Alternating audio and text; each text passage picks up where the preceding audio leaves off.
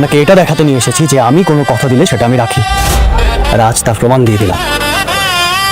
আর আজকে আপনাকে আমি আরও একটা কথা দিব, সেই কথা আমি অবশ্যই রাখবো, ইনফ্যাক্ট ডেফিনেটলি রাখবো। দুনিয়া টাকার গোলাম নাটকের 29 নাম্বার পর্বে শেহজাদ চৌধুরী কি এবার নকল গোলামের খোঁজ পাবে, নাকি নিতু শেহজাদ চৌধুরীর কাছে এসে বলে দিবে আমার বাসায় একটি গোলাম রয়েছে, দেখতে একদম তোমার মতো।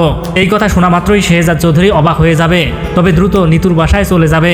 সেখানে গিয়ে দেখতে পাবে আসলেই তো শেহজাদ চৌধুরীর মতো দেখতেই একটি ছেলে, যার নাম কিনা গোলাম। তবে কি গোলাম শেহজাদ চৌধুরীকে দেখা মাত্রই সে তার নিজের দোষ স্বীকার করে নিবে, নাকি গোলাম বলবে আমার কোনো দোষ নেই, আমি রিশাদ এবং জুনায়েদ চৌধুরীর কথা মতোই কাজ করেছি। তবে কি 29 নাম্বার পর্বে গিয়ে সত্যতা প্রকাশ পাবে?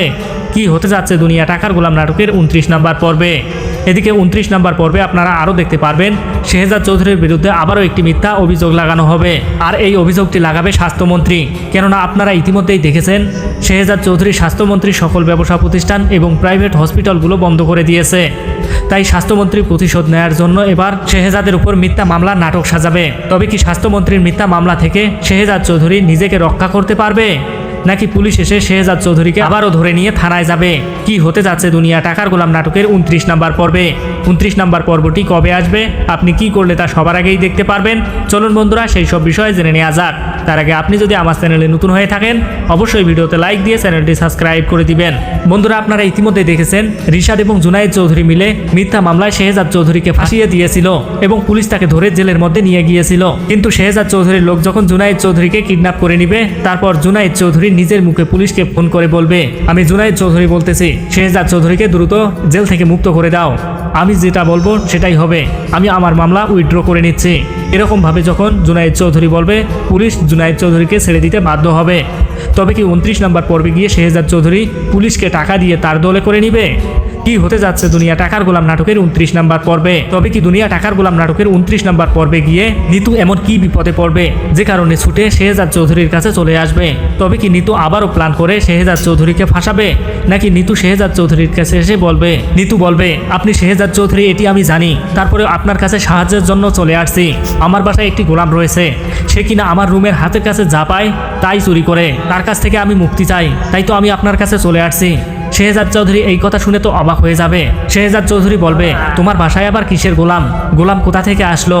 তখন নিতু বলবে শেহজাদ চৌধুরী, তখন গিয়ে নিতু শেহজাদ চৌধুরীকে বলবে আমার বাসায় রিশাদ ভাই একটি ছেলেকে ধরে নিয়ে আসছে, তার নাম নাকি গোলাম, সে আমার রুমে হাতের কাছে যাই পায় তাই চুরি করে, তার বাড়ি নাকি বরিশালে, তার হাত থেকে আমি মুক্তি চাই, তাই তো আমি আপনার কাছে চলে আসছি। শেহজাদ চৌধুরীর আর বুঝতে বাকি থাকবে না যে এই রিশাদ এই প্ল্যান করে শেহজাদ চৌধুরীকে ফাঁসাচ্ছে। তবে কি 29 নাম্বার পর্বে গিয়ে শেহজাদ চৌধুরী জেনে যাবে কি হতে যাচ্ছে দুনিয়া টাকার গোলাম নাটকের 29 নাম্বার পর্বে? 29 নাম্বার পর্বে গিয়ে আপনারা আরও দেখতে পারবেন। তবে কি 29 নাম্বার পর্বে গিয়ে শেহজাদ চৌধুরী এবার অ্যাকশনে যাবে রিশাদ এবং জুনায়েদ চৌধুরীর বিরুদ্ধে, নাকি এদিকে স্বাস্থ্যমন্ত্রীর মিথ্যা মামলায় আবারও শেহজাদ চৌধুরীকে পুলিশ ধরে নিয়ে যাবে? কি হতে যাচ্ছে দুনিয়া টাকার গোলাম নাটকের 29 নাম্বার পর্বে? 29 নাম্বার পর্বটি কবে আসবে, আপনি কি করলে তা সবার আগেই দেখতে পারবেন?